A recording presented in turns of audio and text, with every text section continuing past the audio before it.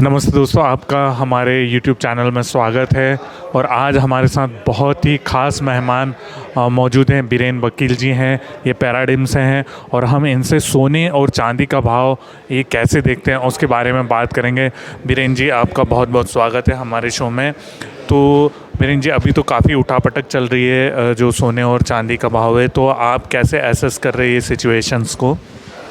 ये last job data जो आया वो काफ़ी बेहतरीन जॉब डेटा था फ्राइडे का, जिसमें नॉन फार्म पेरोल ग्रोथ 3,32,000 का रहा।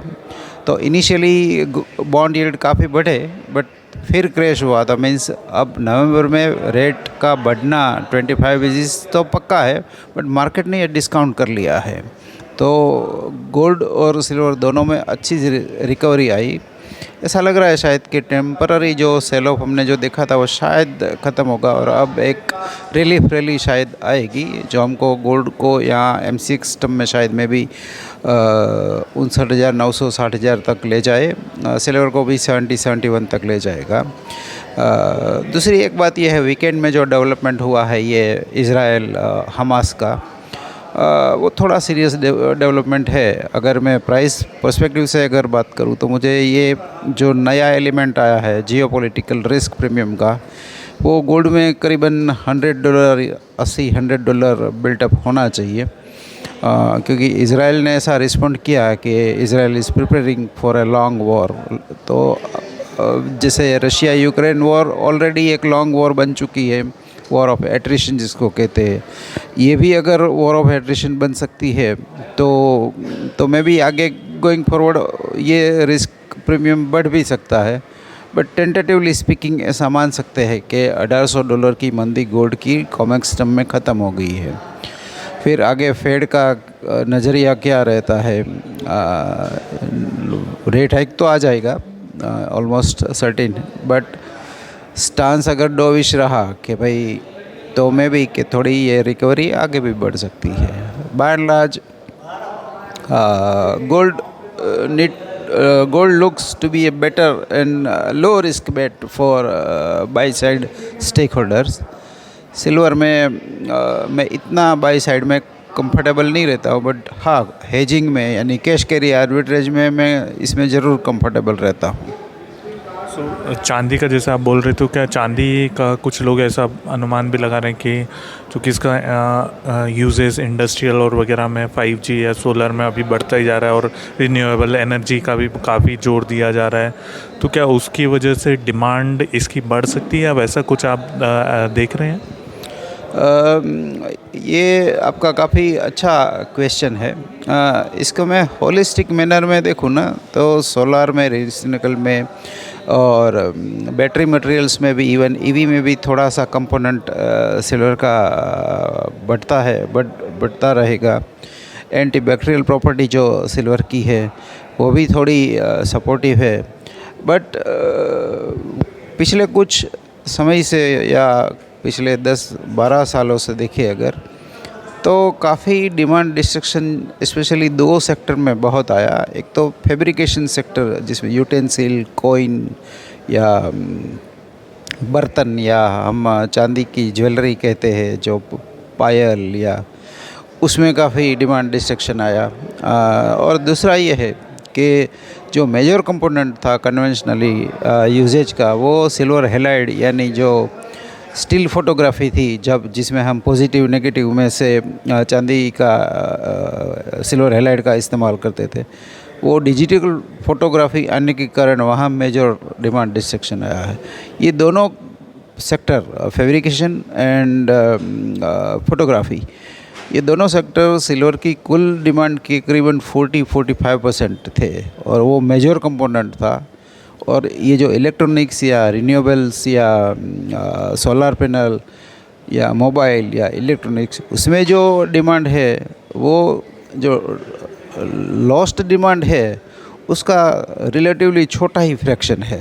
जैसे कि एक मोबाइल फ़ोन है या एक सोलर पैनल है, बट अब इसमें इवन इफ डिमांड 2 गुनी बढ़ जाए तो भी कंपोनेंट कम रहेगा, क्योंकि एक मोबाइल में आप मुश्किल से 4-5 ग्राम चांदी यूज़ करते हो, जबकि एक पायल या जो रूरल में वो ये पहनते हैं यहाँ, उसका वो हिंदी नाम मुझे याद नहीं है, ब्रेसलेट का काइंड ऑफ। तो जो भारी वजन था, और ये डिमांड मर जाने का भी मैं सोचता हूँ कि इंडस्ट्री को या किसी को क्यों वो नहीं सोच रहे हैं। बट इसमें जो स्पेशली गोल्ड में तो जो हॉलमार्किंग आया और प्योरिटी और स्टैंडर्ड्स आए, ऐसा सिल्वर में नहीं आया है। तो जो इम्प्योरिटी बढ़ती गई, आज काफ़ी जगह पे ऐसा होता होगा कि सिल्वर की टच जो ज्वेलरी होगी मे बी 70 टच, 75 टच होगी, 60 टच होगी, तो कम हो रहा है इसका यूजेज, क्योंकि trust deficit is big issue I think in silver में, ऑर्नामेंट्स या फैब्रिकेशन साइड में। तो इसने काफ़ी बड़ा डिमांड डिस्ट्रक्शन किया है सिल्वर में। जबकि गोल्ड में क्या हुआ है कि एक तो इसका कॉस्ट ऑफ ऑनरशिप काफ़ी कम है, क्योंकि ज़्यादातर तो ये गोल्ड लीजिंग, गोल्ड लोन में जाता है। और दूसरा कि गोल्ड मोनेटाइज एसेट है, जैसे बेसल नॉर्म में आपको गोल्ड पे 100% फंडिंग मिलता है, because now it is considered as a tier 1 capital in terms of banking की जार्गन में। तो बैंक्स भी ऑफिशियल रिजर्व बढ़ा रहे हैं फॉर डी डॉलराइजेशन कहो या D risking from the paper और फियाट मनी। तो ये देखते हुए अगर आप मुझे कहो कि अगर दोनों में से एक ही एसेट मुझे चुननी है, तो I prefer to own gold compare to silver, क्योंकि कहीं ना कहीं as a fear hedge, inflation hedge, उसमें कोई ना कोई जिस हिसाब से मनी सप्लाई बढ़ा है, और ये कहीं ना कहीं वॉर टाइप के एलिमेंट या कोरोना या कोई भी फियर फैक्टर मौजूद रहता है। तो it looks like at current level ये $1890, 1920 में भी $50-100 का डाउन साइड है, बट अप साइड में यहाँ से फेयरली गुंजाइश है। मीन्स में भी हम अगले फर्स्ट क्वार्टर में मीन्स 2150, 2200 में भी 2100-2200 समथिंग अराउंड हम देखेंगे। सिल्वर 27 क्रॉस करेगी या 28-29 ऐसा कुछ देख रहे हैं? सिल्वर बेसिकली बाइपोलर कमोडिटी में मानता हूँ। करीबन मैं 35 ईयर से सिल्वर ट्रैक करता हूँ। सिल्वर की एक साइकिल ऐसी मैंने देखी है कि नॉर्मली 3-4 साल में वो एक मेजर क्रैश देती है और ऑल्टरनेटिवली एक मेजर स्पाइक भी देती है।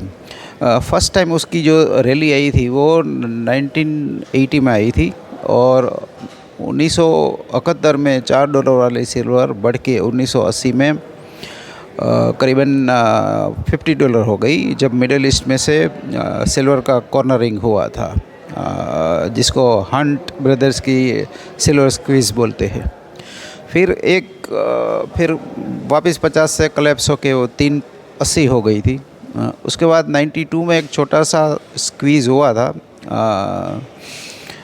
उसमें $4 से बढ़ के $7.92 तक गई बाज़ार, but that didn't work out well. उसमें काफ़ी बड़े लोग शामिल थे, बट वो कुछ हो नहीं पाया उसमें, और करीबन 20 साल मंदी चली। फिर अगेन 2011 में हमने वापस रनअप देखा, जब 48 तक सिल्वर गई थी। फिर हमने कोरोना समय के पैनिक में उसको 11.73 भी देखा। तो पिछले 3 साल में, पिछले 36 मंथ में अगर देखें तो सिल्वर कम से कम 11 बार 72-74 गई है और 11 बार 60-62 गई है। तो ये देखते हुए ऐसा लग रहा है कि इसमें सर्कुलर कमोडिटी, जिसको मैं कहूँगा इंटरसिटी ट्रेन की तरह, वो पॉइंट ए पॉइंट बी आती रहती है। लेकिन आप जो पूछ रहे हो कि $27 अगर इसका ये लेवल आना है, तो मे बी ये करंट लेवल में, मीन्स करंट साल में नहीं, बट वो नेक्स्ट ईयर फर्स्ट क्वार्टर में भी आ सकता है, जैसे जब भी ये फेड का मॉनेटरी ईजिंग साइकिल स्टार्ट होगा। क्योंकि कभी ना कभी इन्फ्लेशन वैसे पिक आउट तो हो गया है, बट फेड डर रही है, तो मीन्स ओवर टाइटन कर दिया है उसने। तो ये देखते हुए ऐसा लग रहा है कि नेक्स्ट क्वार्टर में या फर्स्ट हाफ 2024 में अगर जियोपॉलिटिकल कॉन्फ्लिक्ट थोड़ा भी बढ़ता है, या मॉनेटरी ईजिंग होता है रिसेशन को देखते हुए, तो चांदी में 26-27 का रन अप आ सकता है। बट अगेन मैं वो कहूँगा कि वो लेवल भी सस्टेनेबल मुझे नहीं लग रहा है जब तक सिल्वर की कॉस्ट ऑफ कैरी कटती नहीं है। क्योंकि मैंने देखा कि काफ़ी कमोडिटीज़ में ट्रैक करता हूँ, इसमें silver is the only commodity which always trade at contango. उसमें कभी इन्वर्जन नहीं होता, बैकवर्डेशन कभी नहीं होता। मैंने 35 ईयर में कभी नहीं देखा है। हर चीज़ में मैंने बैकवर्डेशन देखा है, इसमें नहीं देखा है। तो मैं ऐसा मान रहा हूँ कि किसी न किसी कारण से ये इसमें पेरिनियल हेजिंग का भी बड़ा है, और जो इंस्टीट्यूशनल डीप मनी जिसको कहते हैं लार्ज फंड्स, वो इसमें साइजेबल मात्रा में सेल साइड में नहीं बट हेज शॉर्ट हेज जिसको कहेंगे फिजिकल लेके फ्यूचर बेचते हैं, तो वो बोझा बाज़ार पे हेज का जो ओवरहैंग है वो उसको शायद ऊपर सस्टेनेबल उठने नहीं देता। जी बीरेन जी, हमसे बात करने के लिए बहुत बहुत धन्यवाद आपका, हमारे साथ जुड़ने के लिए और अपना इतना कीमती समय हमें देने के लिए। Thank you. Thank you sir, thank you.